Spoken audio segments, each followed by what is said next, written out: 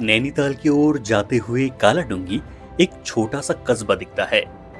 आज यह जगह जिम कॉर्बेट का घर और यादों के लिए जानी जाती है।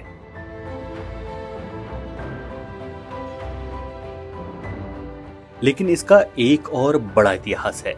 उत्तर भारत की पहली आधुनिक लोहे की फैक्ट्री यहीं लगाई गई थी। यानी भारत में आधुनिक आयरन इंडस्ट्री की शुरुआती जड़ें इसी शांत पहाड़ी इलाके में थी। कुमाऊं में लोहा गलाने की परंपरा बहुत पुरानी थी। यहाँ के समुदाय सदियों से खदानों से अयस्क निकालते थे, उसे गलाते थे और औजार व हथियार बनाते थे।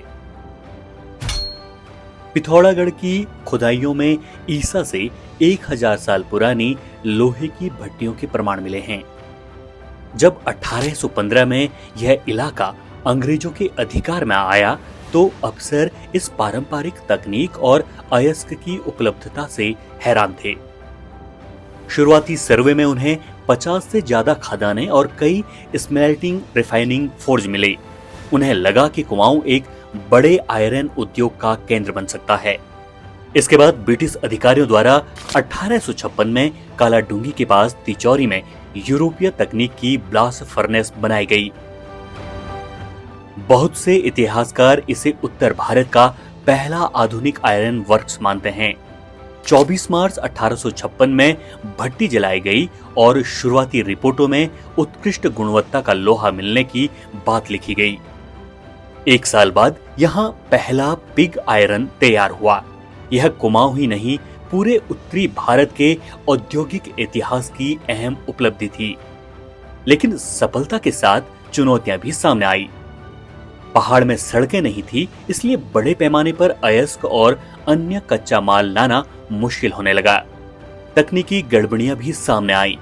इन्हें ठीक करने के लिए ब्रिटिश सरकार ने स्वीडन से 2 अनुभवी इंजीनियर बुलाए, जूलियस रैमजे और कार्ल गुस्ताव बिटस्ट्रॉम। उनकी निगरानी में फैक्ट्री दोबारा चली और 1862 में उत्पादन बढ़कर 424 टन तक पहुंचा। यह फैक्ट्री की सबसे स्थिर अवधि थी।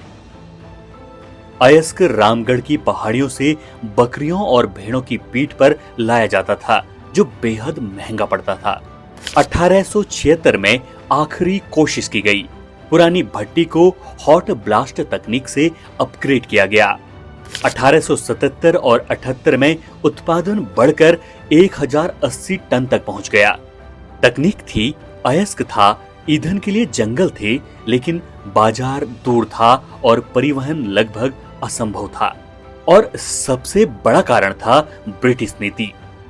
ब्रिटेन की सरकार नहीं चाहती थी कि भारत की लोहे की फैक्ट्रियां ब्रिटिश उद्योग के मुकाबले खड़ी हों।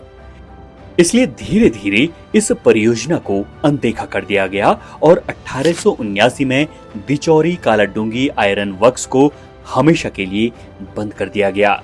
लेकिन कालाडूंगी में बना लोहा ब्रिटिश शासन के समय उत्तर भारत के कई रेल लाइनों और रेल से जुड़े उपकरणों को बनाने में इस्तेमाल हुआ। आज दिचौरी शांत है, खेत, जंगल और रास्ते, लेकिन मिट्टी के नीचे कहीं न कहीं उस भट्टी की कहानी छिपी है जिसने कभी उत्तर भारत में उद्योग की पहली लौ जलाई थी।